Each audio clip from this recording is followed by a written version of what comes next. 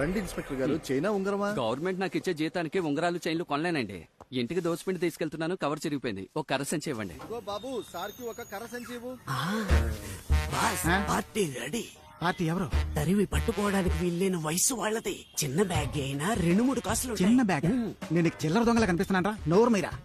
Boss, ఉదయం నుంచి waiting సరిపోయింది. కొట్టు మూసే టైప్ అయింది. ఒరే బక్కోడా, ఏదో పెళ్లి పార్టీ వస్తుందని ఇన్ఫర్మేషన్ వచ్చింది. పెద్ద బ్యాగ్ లోది లంపగా కొట్టేద్దాం. దెబ్బలు పెద్దగానే తినాల్సి వస్తుంది.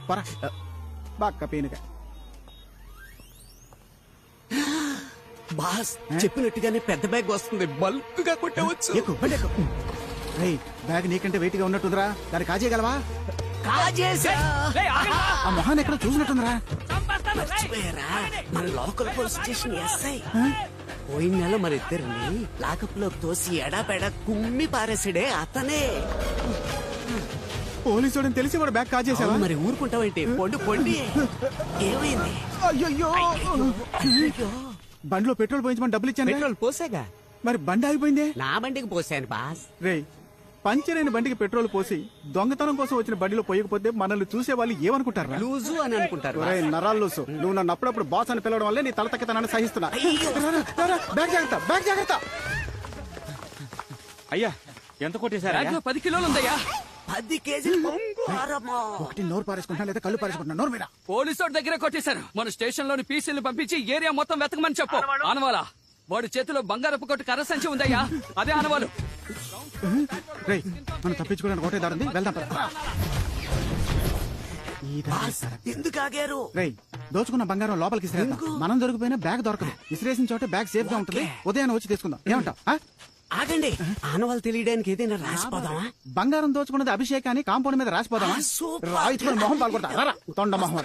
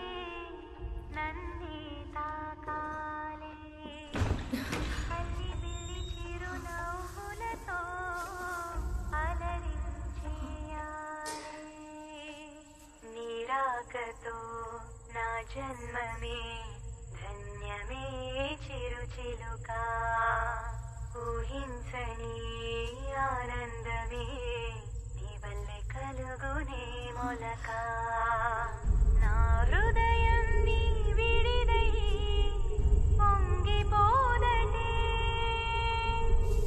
పగలు కూడా వెన్నెలలాగా మారిపోదటే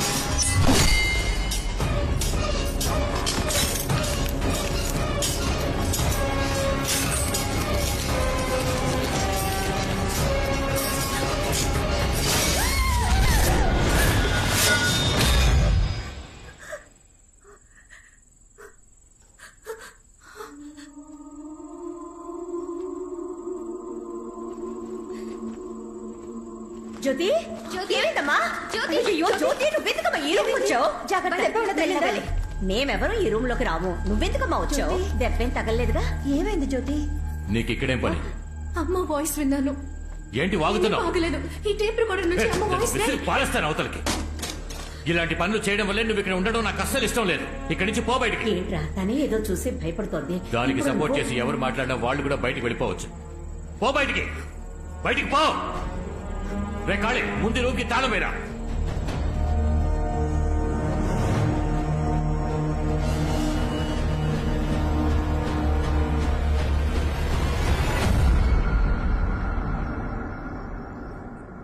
జ్యోతమ్మా ఏడవకమ్మా నీకు మీ నాన్న సంగతి తెలిసిందే కదా ఎందుకత్తయ్య మా నాన్నకి నా మీద మాత్రం ఎందుకింత ద్వేషం? అయ్యో అది ద్వేషం కాదమ్మా వాడికి మీ అమ్మ మీద ఉన్న ఆశ 24 ఏళ్ల క్రితం మన ఊరి వైద్యులు అదే మన శివాలయం పూజారి వాళ్ళ అబ్బాయి పెళ్లికి ఊరు జమీందారు కాబట్టి పెళ్లి పెద్దగా మీ నాన్న వెళ్ళాడు మాంగళ్యం మీ చేత్తో తీసి ఉన్నాయి. మాంగళ్యం ఇవ్వాల్సిన చేతులతో తన అందానికి మైమర్చిపోయి తన మెళ్ళో తాళి కట్టేశాడు అయ్యా మీరేం చేస్తున్నారు? అయ్యా ఏంటిది? ఎంత పని చేశారయ్యా? నేను ఆశపడి పిల్లని అడుగుదాం అనుకున్నప్పుడు మీరు ఈ పెళ్లి నిర్ణయించారు. ఏం దిగులు పడకండి, నేను తన్ని మహారాణిలా చూసుకుంటాను. మీ అన్న మాట ప్రకారం తన్ని మహారాణిలా చూసుకున్నాడు ఒంటి మీద కనీసం ఒక ఈగను కూడా పడనివ్వలేదు అంతెందుకు ఒకరోజు అందరి కళ్ళు కప్పి మీ అమ్మని లేపుకెళ్ళిపోవడానికి ఆ పూజారి కొడుకొచ్చేశాడు కోపంలో మీ నాన్న వాడిని చితకబాది వాడికి స్పృహ లేకుండా చేసేశాడు కొట్టండి. చచ్చిన కొట్టండి. అరే అది లేవరా. వదలండి వీణ్ణి. ఎంతో ఆశగా పెళ్లి చేసుకున్నాడు గనక ప్రసవంలో నువ్వు పుట్టగానే తను చనిపోయేసరికి మీ నాన్న తట్టుకోలేకపోయాడమ్మా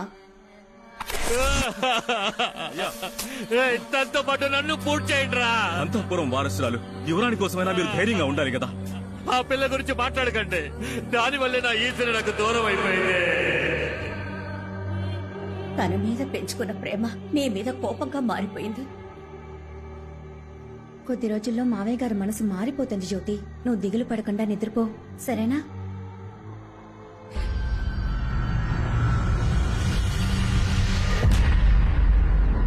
బాసు మీకో విషయం తెలుసా? చెప్పరా. ఈ అంతఃపురం కట్టేటప్పుడు ఆ. మా తాతకి తాతే ఇక్కడ మేస్త్రిగా పనిచేశాడు. బుద్ధి లేని ఎదవా కాంపౌండ్ వాళ్ళు ఇంత పెద్దదిగా కడతాడా? రేయ్ ఏంట్రా ఇసిరేసిన బ్యాగ్ కనపడడం లేదు? బాస్ ఆ? 10 కేజీల బంగారం బాస్. ఏదో కష్టపడి సంపాదించిన వాళ్ళు అంత ఎమోషన్ అయిపోతున్నావు ముందు బ్యాగ్ ఎతకరా. రేయ్ మీరు ఇక్కడేం చేస్తున్నారా?